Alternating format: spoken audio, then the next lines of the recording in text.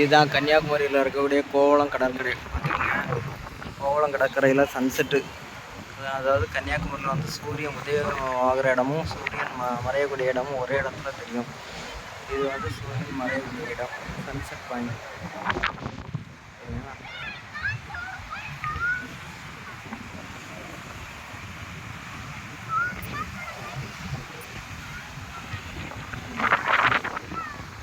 ஒரு அழகான கன்னியாகுமரியில் ஒரு அழகான மாவட்டம் சின்ன கன்னியாகுமரி பக்கத்துலேயே சன்செட் பாயிண்ட் பக்கத்துலேயே இது பண்ணி வச்சுருப்பாங்க.